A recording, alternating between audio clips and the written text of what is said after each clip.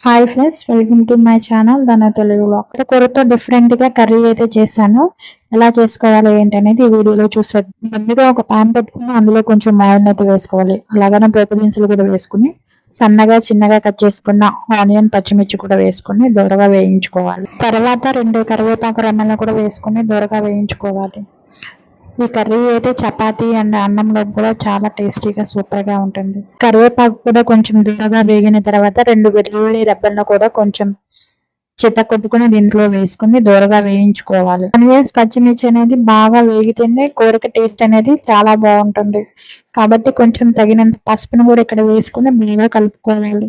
Side టమోటాలను అయితే సన్నగా కట్ చేసుకుని ఇలా కట్ చేసుకున్న వాటిని కూడా ఇందులో కూరలో అయితే వేసేసుకుని బాగా కలిపేసుకుని ఒక 5 మినిట్స్ అయితే వీటిని బాగా ఉడికించుకోవాలి. మూతను పెట్టేసి అయితే ఉడికించుకోవాలి. మూతలను అయితే వేసాం కాబట్టి మూతను అయితే పెట్టేసుకుని ఉడికించుకున్న తర్వాత చూడండి మధ్యలో అయితే ఇలా కలిపి ఇలా టమోటాలన్నీ బాగా మగ్గిపోయిన తర్వాత కొంచెం తగినంత సాల్ట్ని అయితే వేసుకోవాలి. నేను 1 టేబుల్ స్పూన్ సాల్ట్ని అయితే వేస్తున్నాను. మీకు టేస్ట్కి తగ్గంత సాల్ట్ను కూడా వేసేసుకుని బాగా కలిపేసుకోవాలి. కొంచెం ఇది మగ్గని వరకు ఇలా కలుపుకుంటూ ఉండాలి. కలుపుకున్న తర్వాత నీట్గా కడిగి పెట్టుకున్న తోటకూరని కూడా ఇప్పుడు ఇందులో వేసుకోవాలి. తోటకూరను అయితే మంచిగా క్లీన్ అయితే చేసేసుకుని తర్వాత తోటకూరను కూడా ఇలా పెట్టేసుకోండి. దీంట్లో తోటకూరని ఎప్పుడు ఒకేలా కాకుండా డిఫరెంట్గా ఇలా కూడా ఒకసారి మీరు కూడా ట్రై చేయండి. టేస్ట్ అయితే చాలా బాగుంటుంది. పిల్లలు కూడా చాలా ఇష్టంగా అయితే తింటారు. మనము ఎక్కువగా ఫ్రై చేసుకుంటూ ఉంటాం కాబట్టి అలాగనే పప్పులో కూడా వేసుకుంటాము.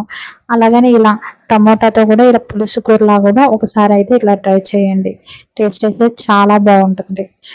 తోటకూరను కూడా ఇందులో వేసేసుకుని ఇలా బాగా అయితే తిప్పేసుకోవాలి.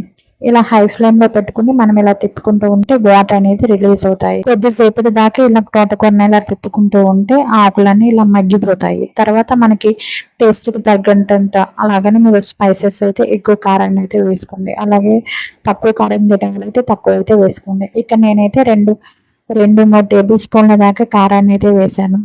తర్వాత ఈ కారాన్ని కూడా వేసిన తర్వాత మనం ఇలా బాగా కలుపుకుంటూ ఉండాలి. ఆ కారం పచ్చివాసన పోయినంత వరకు మనం ఇలా కలుపుకుంటూ ఉడికించుకోవాలి. ఇక్కడ కారం కూడా వేసాం కాబట్టి ఇది బాగా వేగిన తర్వాత ఇందులో 1 గ్లాస్ వాటర్ని అయితే పోసుకోండి. ఒక చిన్న గ్లాస్ అయితే వాటర్ని అయితే నేను ఇక్కడ పోస్తున్నాను. ఇలా వాటర్ని అయితే పోసుకున్న తర్వాత బాగా ఉడికించుకోవాలి. ఇప్పుడు ఈ వాటర్ పోసాం కాబట్టి ఒకసారి అయితే బాగా తిప్పుకున్న తర్వాత అయితే ఇది మీరు స్టవ్ ఇట్లా గిన్నెలోనే చేస్తున్నారు కాబట్టి ఇలా ఉడికించుకోండి. లేకపోతే మీరు కుక్కర్లో వేసుకుని అక్కడ కర్రీ అనేది ఇలా ప్రిపేర్ చేసుకున్న తర్వాత ఇక్కడ కుక్కర్ని అయితే పెట్టేసుకున్నాను నేనైతే. ఇక్కడ మీరు మామూలుగా గిన్నెలో చేసినా కానీ ఒక 10 to 15 మినిట్స్ అయితే బాగా ఉడికించుకోండి. ఇక్కడ నేను కుక్కర్లో వేసాను కాబట్టి ఇక్కడ 3 విజిల్స్ వచ్చే వరకు అయితే నేను ఇక్కడ ఉడికించుకుంటున్నాను. చూడండి ఇక్కడైతే 3 విజిల్స్ అయితే వచ్చేసాయి. తర్వాత అయితే ఇక్కడ కుక్కర్ని అయితే ఓపెన్ చేస్తున్నాను. ఇక్కడ కర్రీ అయితే చూడండి ఎంత బాగా ఉడికిపోయిందో. ఇంకా మీకు కొంచెం వాటర్గా ఉందనుకుంటే ఇంకొంతసేపునైతే మీరు ఉడికించుకోవచ్చు. ఇది చల్లారిన తర్వాత అయితే కర్రీ కొంచెం చిక్కగా ఉంటుంది కాబట్టి నేనైతే ఇలాగనే ఉంచేసాను. ఫైనల్గా అయితే కర్రీ అయితే రెడీ అయిపోయింది.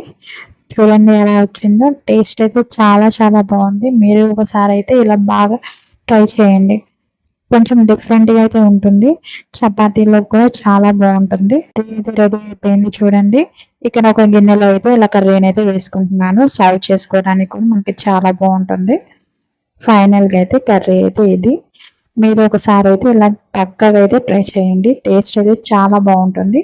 వీడియో నచ్చితే లైక్ చేయండి. అలా మన ఛానల్ అయితే సబ్స్క్రైబ్ చేసుకోండి. మళ్ళీ ఒక మంచి వీడియోతో అయితే మీ ముందుకు వచ్చేస్తాను.